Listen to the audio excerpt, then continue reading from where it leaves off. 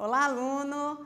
Hoje nós vamos continuar com o nosso assunto sobre análise instrumental. Hoje a gente vai estar falando da espectrofotometria.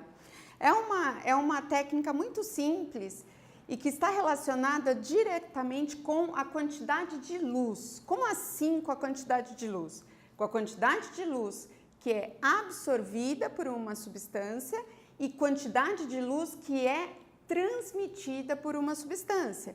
E a hora que eu consigo perceber o quanto aquela substância reteve, eu consigo quantificar isso e poder dosar qualquer tipo de analito que estiver interesse.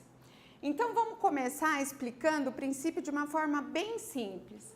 Vamos imaginar aqui um tubo, né, uma cubeta ou qualquer tubo de vidro que seja transparente, né, e que eu tenha uma luz incidindo sobre ele. Nesse caso, eu vou estar chamando essa luz de incidente de luz zero, né? A primeira luz que está saindo de um canhão de luz. E ela vai incidir diretamente numa solução com uma concentração de soluto, que eu vou estar chamando aqui, nesse caso, de solução 1. Uma parte dessa luz, ela fica retida no líquido e a outra parte atravessa o frasco, o vidro, né, que é a parte transparente. E aqui eu tenho a luz 1, ou a que vamos chamar de 1. Imaginamos agora o mesmo frasco, o mesmo tubo transparente, do mesmo material, que eu tenha a mesma quantidade de luz incidente sobre esse frasco, só que agora a minha solução tem mais soluto, ela é mais concentrada, bem mais concentrada que a primeira.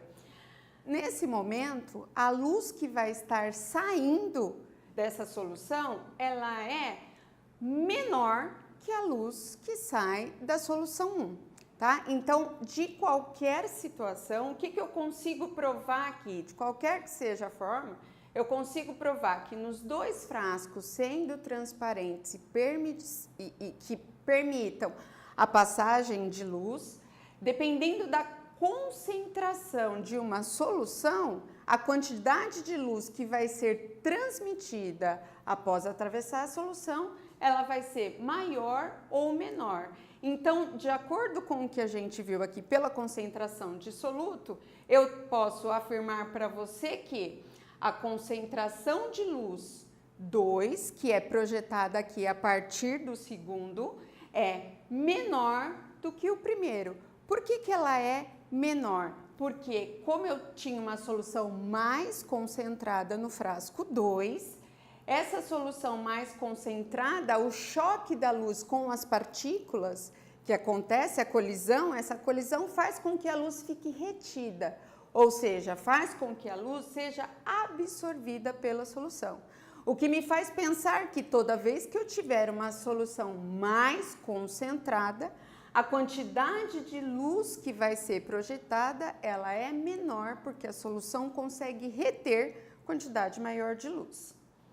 Aí, eu vou pegar agora uma cubeta feita do mesmo material, tá? Que seja transparente, que eu consiga atravessar com a luz, só que aqui ela vai ser praticamente o dobro do tamanho. Eu vou ter exatamente a mesma concentração que eu tenho no tubo 2, só que ela é maior, eu tenho mais espaço, né? Então é o dobro do comprimento que eu tenho no tubo 2. O que acontece com essa solução? A solução, ela fica concentrada, mas lembre-se que é a mesma concentração de soluto que eu tenho no segundo tubo.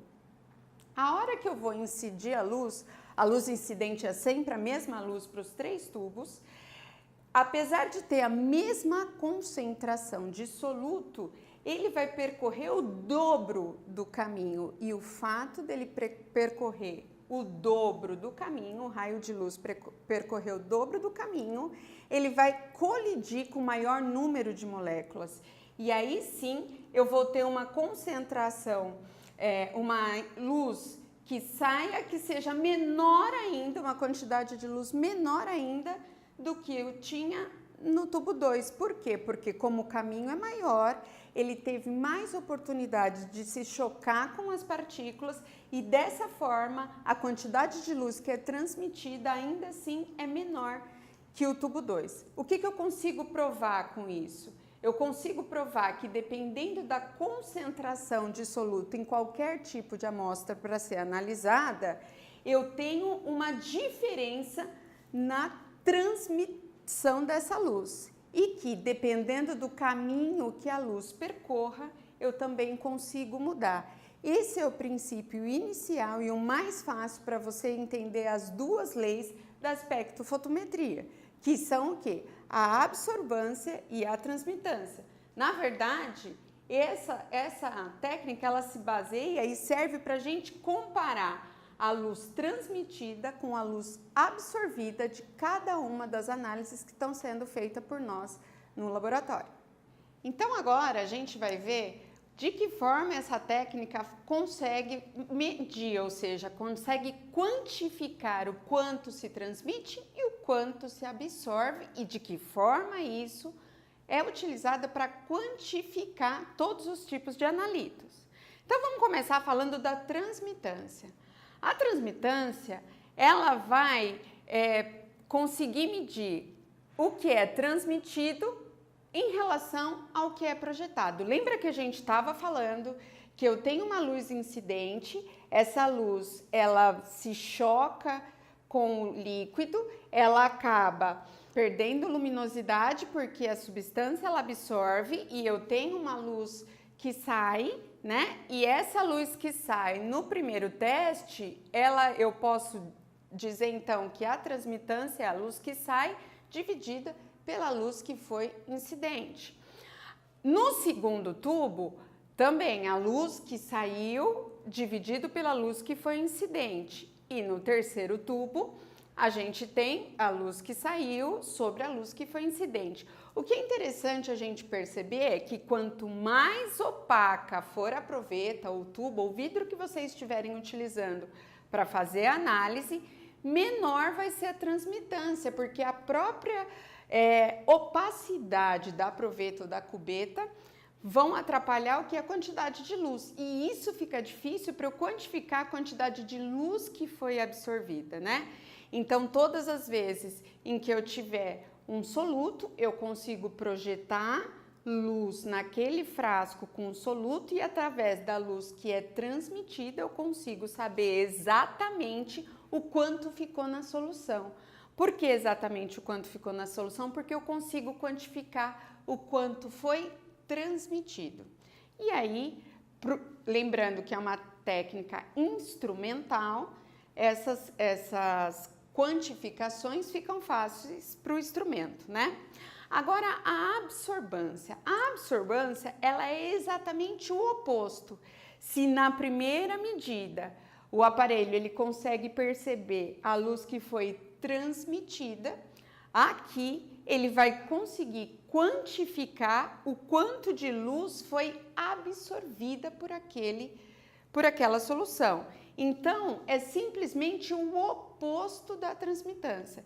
Uma vai conseguir quantificar o que excede, né, o que ultrapassa a solução, e a outra exatamente o que ficou retida. Então, se é exatamente uma o contrário da outra, então se eu tiver uma absorvância alta de uma solução, significa que a transmitância dela vai ser sempre mais baixa, né? Por quê? Porque ela absorveu bastante, transmite pouca luz. E o contrário também é verdadeiro. Se eu tiver uma substância de baixa absorção, a transmitância de luz final vai ser bem alta. Ah, mas para que a gente pode estar usando isso? Nossa, a gente pode estar usando isso para dosar uma série de coisas. Eu posso estar usando isso, por exemplo, se você vai no médico, o médico quer saber como é que está a sua saúde, vai verificar o seu colesterol. E aí, como é que ele faz? Colhe seu sangue, faz uma reação química e aí ele incuba na temperatura corporal e coloca aquele tubo dentro de um espectrofotômetro. Incide uma luz. Essa luz, ela é uma parte absorvida pelo seu material biológico e outra parte é transmitida. A máquina consegue calcular qual é a absorvância de luz aquele seu sangue tem, né? Assim como a quantidade de luz que ele transmite. E aí, de que forma que a gente consegue quantificar isso? Eu consigo quantificar a hora que eu tenho os valores padrões para aquela substância já realizados e a gente compara, faz uma equiparação do que foi encontrado com o que é padrão. E dessa forma eu consigo quantificar. Eu usei o exemplo de um colesterol porque é uma coisa que a gente está acostumado a ver, né? Mas eu posso simplesmente querer dosar qualquer tipo de substância química presente em qualquer tipo de solução. Então, independente de qual seja o analito em questão, eu posso estar utilizando esse tipo de técnica. E é uma técnica super simples, está relacionada só com a absorção de luz. A máquina, ela vai utilizando isso através da lei de Lambert-Beer. Esse físico, ele fazia o estudo e ele, quando começou a desenvolver, ele foi percebendo que quanto a absorbância, ou seja, a quantidade de luz que ela era absorvida, né, estava diretamente proporcional ao comprimento, ou seja, ao comprimento que a luz caminha dentro da solução versus a concentração daquele analito aonde? Lá na solução. E a concentração é sempre em molaridade. Então, dessa forma, a gente teve a aplicação que a absorbância ela está diretamente proporcional ao caminho percorrido pela luz versus a concentração daquela substância, daquele analito no que a gente está querendo quantificar. Então, hoje a gente consegue encerrar como é que funciona a espectrofotometria e na próxima aula a gente vai estar vendo quais são os tipos de aplicações para a espectrofotometria. Até a próxima!